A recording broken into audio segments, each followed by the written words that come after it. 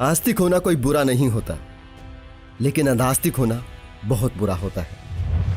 अक्सर पढ़े लिखे लोग भी मुझसे पूछते हैं कि इस ब्रह्मांड को किसने बनाया, धरती पे जीवन कहां से आया। असल में तो वे अपनी अनपढ़ता का सबूत देते हैं, क्योंकि इन सवालों के जवाब स्कूल की किताबों में दे दिए जाते हैं। जो सचमुच जिज्ञासु हैं, जानने की इच्छा रखते हैं, वे सवालों के जवाब तलाश करते हैं। लेकिन कुछ प्राणी ऐसे होते हैं जिन्हें जानना नहीं होता। उन्हें किसी न किसी बहाने सिर्फ अपनी धार्मिक कहानियों को ही सही साबित करना होता है। ऐसे प्राणी विज्ञान की बनाई हर वस्तु का इस्तेमाल करते हैं। वे विज्ञान के बिना जी नहीं सकते, लेकिन हमेशा विज्ञान के विरोधी बने रहते हैं, क्योंकि विज्ञान इनकी धार्मिक कहानियों को गलत साबित करता है। इन्हें कितने भी लॉजिक फैक्ट प्रमाण देते रहो, ये सब नकारते रहेंगे। इनके लिए इनकी धार्मिक किताबें ही अंतिम सच होती हैं, बाकी सब झूठ होता है। इनके पास खुद की बुद्धि नहीं होती, खुद की कोई सोच समझ नहीं होती। इन्हें जो कंटेंट धार्मिक वेबसाइट, न्यूज पोर्टल और सोशल मीडिया ग्रुप से मिलता है, ये उसी ज्ञान के आधार पर चिल्लम मचाते हैं। अंधास्तिकों के कुछ हाल फिलहाल के कुतर्कों का खंडन आज मैं इस वीडियो में करने जा रहा हूं। तर्क के लिहाज से यह वीडियो आप लोगों के लिए बेहद खास होने वाली है। तो दोस्तों, बने रहिए एक बार फिर से मेरे साथ इस वीडियो के अंत तक।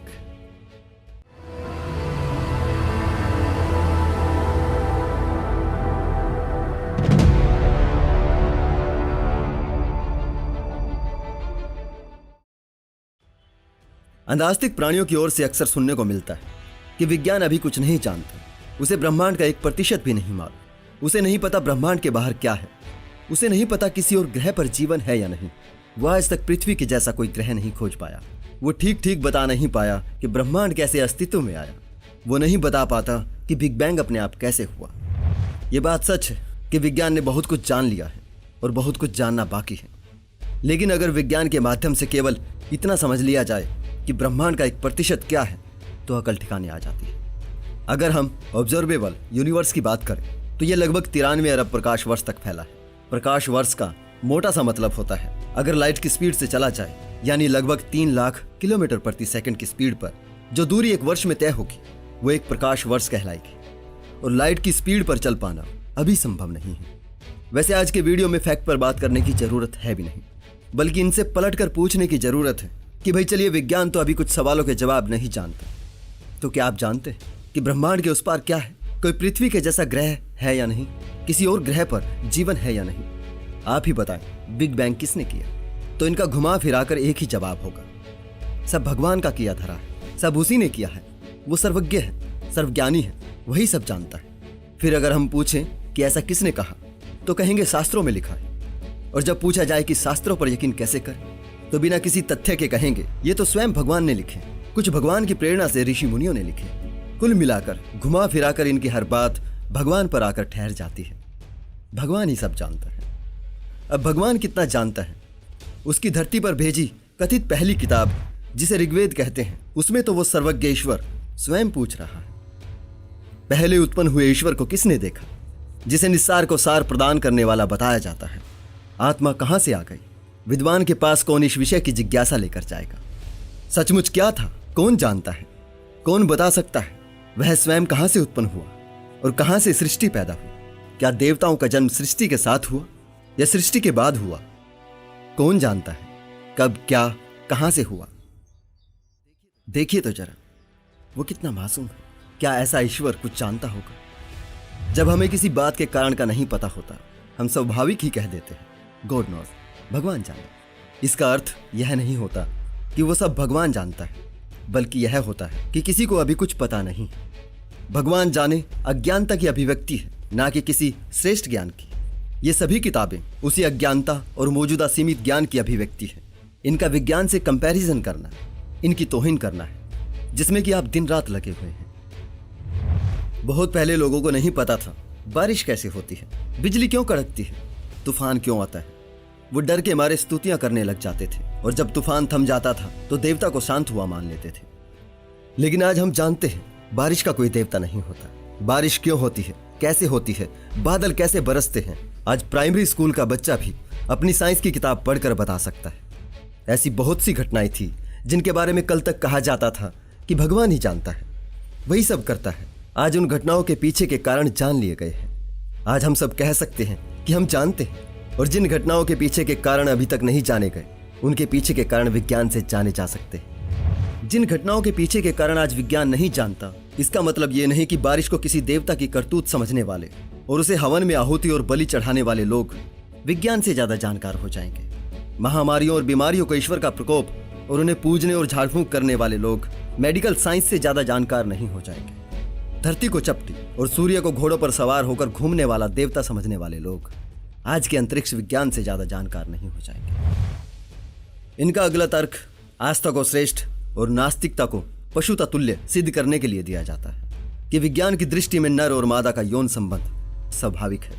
पशु पक्षी जानवर सभी ऐसा करते हैं। उनमें माता पिता भाई बहन पिता पुत्री जैसा कुछ नहीं होता। उनमें माता पिता बहन पुत्री से संबंध बनाने में कोई प्रतिबंध नहीं होता। लेकिन मानव समाज में इन संबंधों में यौनाचार पाप समझा जाता है। अगर विज्ञान की दृष्टि में रिश्ते नाते सब व्यर्थ हैं, तो भाई बहन की मर्यादा कैसे बचेगी? यानी सभी लोग अगर नास्तिक हो गए तो जानवरों की तरह आपस में ही संबंध बनाने शुरू कर देंगे। धर्म के धंधे ऐसे ही नहीं चलते हैं दोस्तों। अंधास्तिकों को अंधे बनाए रखने के लिए बहुत मेहनत करते हैं ये लोग। अब देखिए कितनी चतुराई से विज्ञान और विज्ञानवादियों के खिलाफ लोगों के मन में एक मनोवैज्ञानिक डर बैठा दिया और विज्ञान और नास्तिकता को नीचा भी दिखा दिया। ये कहना चाहते हैं अगर सभी धर्म को त्याग दे तो मानव सभ्यता रिवाइंड होकर होमोसेपियंस वाले काल से और पीछे जाते हुए फिर से एक जानवर बन जाएगी। अगर ये विज्ञान में नहीं मानते तो कोई बात नहीं, इनकी मान्यताओं पर ही बात कर लेते हैं। सभी धर्मों में ईश्वर को लेकर मान्यताएं अलग अलग हैं, लेकिन मानव उत्पत्ति को लेकर लगभग सभी में कॉन्सेप्ट सेम ही है। जैसे कि ईश्वर ने पहला पुरुष मनु और पहली स्त्री शत्रुपा को बनाया। बाइबल में ये एडम ईव है और कुरान में आदम और हव्वा है। इन्हीं की संतति से मनुष्य जाति आगे बढ़ी। तो फिर सोचने वाली बात है उनसे जन्मे बच्चे आपस में क्या रिश्ता रखते होंगे। यहां सर्वज्ञानी ईश्वर को मर्यादा का ख्याल क्यों नहीं आया? हिंदू मान्यताओं की माने कि ब्रह्मा के मुख से ब्राह्मण का जन्म हुआ, भुजा से क्षत्रिय का जन्म हुआ, जंघाव से वैश्य का और पांव से शूद्र का जन्म हुआ, तो उनसे आगे बढ़ने वाली संतति तो एक ही पिता की संतानें हुई। तो सभी आपस में भाई बहनों ने आपस में संबंध क्यों बनाए? जो लोग मर्यादा की बात करते हैं उन्हीं के पुराणों में सृष्टिकर्ता ब्रह्मा ने अपनी ही बेटी सरस्वती से व्यभिचार किया है। शायद इसलिए ही आधुनिक युग की शुरुआत में जन्मे आर्य समाजी विद्वान स्वामी दयानंद सरस्वती ने इसी बात से दुखी होकर मर्यादा को बचाने की कोशिश करते हुए सभी मर्द और औरतों को युवावस्था में ही धरती से पेड़ पौधों की तरह उगाने की कोशिश की थी। लेकिन वो भी बस ख्याल था जो मन बहलाने के लिए भी काफी नहीं था। घूम फिरकर संभावनाओं के साथ जब मर्यादा बचाने पर आओगे तो आखिर में डार्विन दादा के जीव विकास के सिद्धांत को ही तर्कसंगत पाओगे। क्योंकि शुरुआत में परिवार नहीं समूह हुआ करते थे। ना जातियां थी ना रिश्ते नाते, दो ही जातियां थी, नर और मादा। मर्यादा इज्जत आबरू जैसा कुछ नहीं था। यानी हम जानवर से बस थोड़ी ही ज्यादा अकल रखते थे। जैसे जैसे मनुष्य सभ्य होता गया शादियां होने लगी, धर्मों को कॉन्सेप्ट आया, जातियां बनाई गई। आज जातियों में बटे होने के बाद भी मर्यादा नहीं बचती। क्योंकि आज हिंदू समाज में लोग एक ही गोत्र में विवाह भले ही न करते हो, लेकिन अधिकतर कास्ट एक ही चुनते हैं। अगर कोई एक कास्ट किसी एक पुरुष से आगे बढ़ी है तो उस कास्ट के लोग भी आपस में भाई बहन ही हुए। तो आज एक ही कास्ट में संबंध क्यों बनाए जा रहे हैं? अब विज्ञान की बात करें तो विज्ञान ब्लड रिलेशन में शादी करने संतति आगे बढ़ाने के खिलाफ है। क्योंकि विज्ञान कहता है ब्लड रिलेशन में जो संतान पैदा होगी वो कमजोर और कई जेनेटिक बीमारियों को लेकर पैदा होगी। विज्ञान और विज्ञानवादी लोग जाति धर्म में भेद नहीं करते। वो अंतर जातीय विवाह करने पर जोर देते हैं, न कि एक ही कास्ट में एक ही परिवार में। और जितने भी विज्ञानवादी बुद्धिजीवी लोग हैं वो अधिकतर अंतर जातीय ही नहीं बल्कि गैर धर्म में विवाह करने पर जोर देते हैं, जो सामाजिक सौहार्द और वैज्ञानिक नजरिए से मानवता का हितैषी है। और इसके विपरीत वो मर्यादाओं को बचाने की दुहाई देने वाले धार्मिक एक ही कास्ट में एक ही स्टेटस में विवाह करते हैं। और नास्तिक अपने ही परिवार में विवाह करने लग जाएंगे। ऐसी चिंता जताने वाले लोग अंतरजातीय विवाह और गैर धर्म में विवाह करने वालों की ऑनर किलिंग कर डालते हैं। असल में ये चिंता किसी मर्यादा को बचाने की नहीं बल्कि आपास्तिक लोगों को वैज्ञानिक चेतना की ओर जाने से रोकने की है, ताकि इनकी कपोल कल्पित कहानियों पर खड़े इनके धंधे जारी रह सके। इसी कोशिश में एक तर्क और सुनने को मिलता है कि अगर सभी लोग आस्तिक से नास्तिक हो गए तो क्राइम बढ़ जाएगा। लोगों में ईश्वर का डर, कर्म की सजा का डर नहीं रहेगा, तो लोग जो जी में आया वो करें। ये सवाल भी अंधविरोध की उपज है। अगर ये कर्म फल नर्क की सजाओं का डर पर्याप्त होता तो आज कोर्ट कानून और जेलें नहीं होती। अगर ईश्वर का डर होता तो उन जेलों में बंद 99% लोग आस्तिक न होते। यहाँ तक कि हमारे यहाँ तो स्वर्ग की सीट बुकिंग करने वाले और सीधे मोक्ष के द्वार पर खड़े भगवान के मैनेजर और भगवान के मैसेंजर जेल में बंद पड़े। ईश्वर विश्वास अगर नैतिक बनाता तो ईश्वर के सबसे करीबी लोग जेलों में ना होते, किसी कानून की जरूरत ना होती, बल्कि मैं तो कहता हूं धार्मिक देशों में जेल ही ना होती। लेकिन धर्म के कथित सतयुग से लेकर कलयुग तक कारागार और कोड़ों की लंबी परंपरा दिखाई देती है। स्वयं भगवान भी जेल में ही जन्म लेते हैं। मैं मानता हूं सभी आस्तिक बुरे नहीं होते, लेकिन अधिकतर बुरे लोग किसी न किसी ईश्वर में विश्वास करने वाले आस्तिक ही क्यों होते हैं? क्यों बलात्कारी शोषणवादी भी धार्मिक मिल जाता है? कितने ही चोर डाकू अपनी आस्था के लिए मशहूर रहे हैं। कितने ही डाकू हुआ करते थे जो डाका डालने से पहले किसी देवी देवता की आराधना करके डाका डालने के लिए निकलते थे। ईश्वर विश्वास इंसान को नैतिक नहीं बनाता, बल्कि ईश्वर के नाम पर दान पुण्य कर्म कांड करके गंगा नहला के पापों से मुक्ति दिलाता है, ताकि आगे और पाप किए जा सके। देखिए, कुछ भ्रम टूटते हैं तो तकलीफ होती है। जिन्हें आज तक दिव्य पुरुष मानते रहे वो अज्ञानी सिद्ध होने लगे तो बुरा लगता है, लेकिन हीन भावनाग्रस्त होकर विज्ञान की निंदा करना और उसके खिलाफ हो जाना, विज्ञान की अधूरी खोजों की दुहाई देना जो प्रोसेस में है, जो अभी नतीजे पर नहीं पहुंची, उनकी दुहाई देना कि देखिए विज्ञान कुछ नहीं जानता, ऐसा कहना मूर्खता है। मूर्ख मत बनिए। विज्ञान कोई काल्पनिक अलौकिक शक्ति जैसा नहीं है। किसी भी विषय के विशिष्ट ज्ञान को विज्ञान कहा जाता है। विज्ञान मान्यताओं पे नहीं चलता और ना ही फालतू के दावे करता है।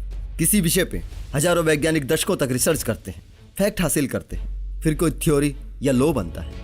सैकड़ों टेलीस्कोप और हबल दूरबीन की मदद से ब्रह्मांड के अधिकतर रहस्य जान लिए गए हैं।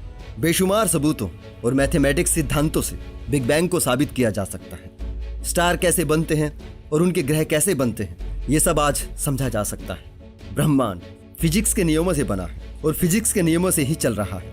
ये नियम किसी ने नहीं बनाए, ये ऑलरेडी होते हैं। वैज्ञानिक इनको सालों साल समझते परखते हैं, फिर वो फिजिक्स के लॉ बन जाते हैं। किसी अलौकिक शक्ति या वैज्ञानिकों ने ब्रह्मांड को नहीं बनाया। ब्रह्मांड की रचना कैसे हुई, वैज्ञानिकों ने उसे जाना है। सूरज एक स्टार है और ब्रह्मांड में अरबों खरबों स्टार हैं। तकरीबन हर स्टार के कुछ ग्रह होते हैं। जिस भी ग्रह की सूरज से सही दूरी और जीवन के लिए बेसिक हालात होंगे, वहां जीवन पैदा हो सकता है। जीवन को पैदा नहीं करना पड़ता। यह अनुकूल हालात में कुछ केमिकल रिएक्शन द्वारा पैदा होता है। फिर करोड़ों अरबों साल तक जीव विकास की प्रक्रिया चलती रहती है। सारे जीव जीव विकास के अलग अलग चरणों द्वारा ही कुदरती तौर पर विकसित हुए हैं। विज्ञान इस विकास के सबूत ढूंढता है और सब कड़ियों को जोड़ता है। इस संसार में कुछ भी फाया कुन फाया से नहीं बना है। किसी ने कहा हो जा और हो गया, ऐसा नहीं होता है। एक एक एटम्स को बनने में बहुत समय लगा है और उन एटम्स से सब कुछ बनने में अरबों वर्षों का समय लगा है, जो आपकी हमारी सभ्यता की उम्र से कहीं ज्यादा है। यह विज्ञान ही है जिसके जरिए हम सब जान पाए, जिसने सबूतों के साथ बताया कि इस धरती पर हमसे पहले भी कोई था, जिनका ईश्वर की किसी भी किताब में कोई जिक्र नहीं है। विज्ञान एक माध्यम है, कोई एक व्यक्ति, कोई अलौकिक शक्ति नहीं है जिसकी तुलना आप अपनी किताबों से करते फिरो। ये तो आज का ज्ञान है जो हमेशा बढ़ता रहेगा। विज्ञान पढ़ने से अगर आपकी किताबें शक के दायरे में आती हैं तो ये कसूर विज्ञान का नहीं, ये मकसद भी विज्ञान का नहीं। विज्ञान और नास्तिकता को शैतान की तरह प्रेजेंट करने से आपकी लॉजिकल किताबें सही साबित नहीं हो जाएंगी। किसी वक्त ज्ञान के अभाव में उपजी मान्यताओं को आज के समय में हवा देना, उसे अंतिम ज्ञान मानकर बैठ जाना केवल और केवल अंधविश्वास है। अंधविश्वासी मत बनिए। आज के लिए इतना ही दोस्तों, फिर मिलते हैं किसी और वीडियो के साथ। मेरा साथ देने के लिए एक बार फिर से बहुत बहुत धन्यवाद।